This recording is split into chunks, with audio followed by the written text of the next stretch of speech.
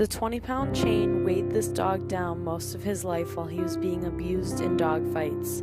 He and multiple other dogs from this location had to be euthanized because they were too aggressive to be adopted. The dogs had been abandoned, and no one was charged.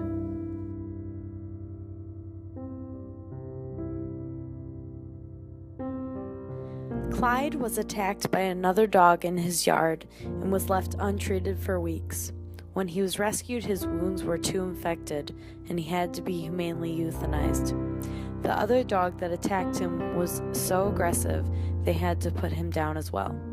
The owner of the dogs was fined, but served no jail time.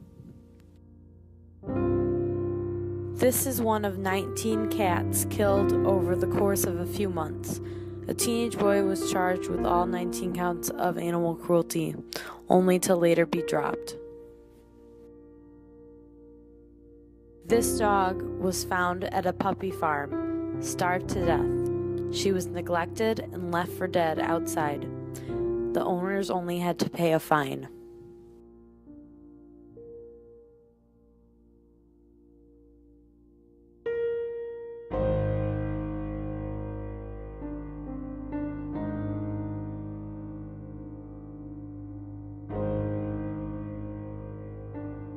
My name is Joannie Toole, and I'm the chief here at Oakland County Animal Control and Pet Adoption Center. And my job is to oversee the budget, oversee employees, oversee the kennel, make sure that the animals have what they need, the employees have what they need, that type of thing. What does working with animals mean to you? It means everything to me. I've started here when I was 18, so I've worked here 29 years. And I stayed here even though a lot of my friends were going to college and whatnot, so I just stayed here and I made it a career, and I just love it. I love animals. I like being their voice. There's a lot of things that I see that I don't like, but we learn to deal with that in our own way, and for me it's rewarding. What are the dangers that animal control officers face, or the hardest part of their job? The dangers for the animal control officers are basically the public. There's a lot of people out there that we come in contact with, that police departments come in contact with. And we don't have a lot of the information that the police departments would have. So we're coming up to the door cold, and we're going to talk to these people about their animal maybe running at large, or maybe their animal's too thin. So we never know what we're going to get. There's also the danger of the animal itself, if it's protective in its yard. Of course, most animals are in that scenario, so you're entering their domain, and a lot of times they don't like that. Is it hard to prosecute animal abusers, in your opinion? I think there's the definitions are blurred, I think. What I see a lot of is animals that probably need to be put to sleep. The owners can't let go. So I see animals that are matted. They're no longer eating very well, so they're very thin. They may have a skin problem, but the owners just can't bring themselves to euthanize the animal. Now, in some eyes, that would be animal abuse. Should we prosecute that? That's a good question. I guess it depends on the severity of it, but I think it kind of is hard to prosecute the animal abusers, especially since you have so much other things going on, murders and drugs and all that, and then you go to a prosecuting attorney and say, they didn't take care of their dog. I mean, it kind of pales. Yeah, it kind of pales in comparison to what the other things that they do. But I think it's just as important. And I think it's a telltale sign of other things, too, in that person's life, like child abuse or domestic violence. So I think we can gather a lot of information on the way a person treats their animal. Okay. What do you think about Logan's Law, and how will it change your job or this place's job? Well, I think it's a wonderful idea.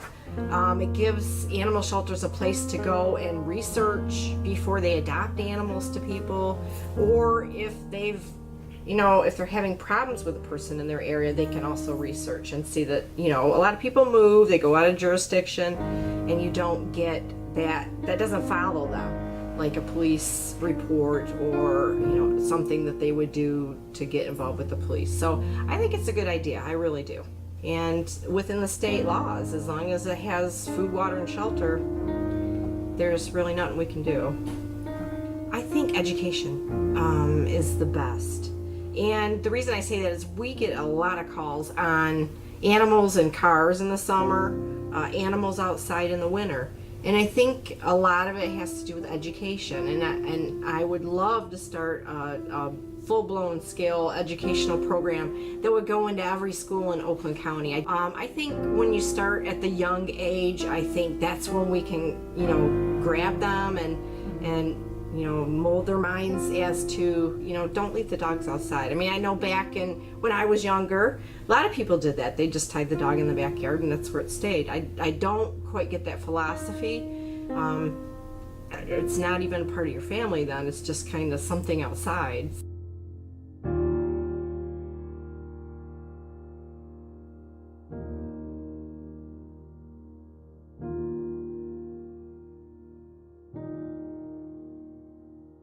Marley was found as a stray dog. He was young, in a lot of pain, and scared of human contact.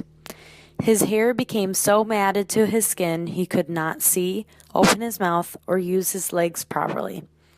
With nearly 5 pounds of hair being removed, this 20-pound dog was able to become this, a cute little Shih Tzu renamed Oreo by his new owner.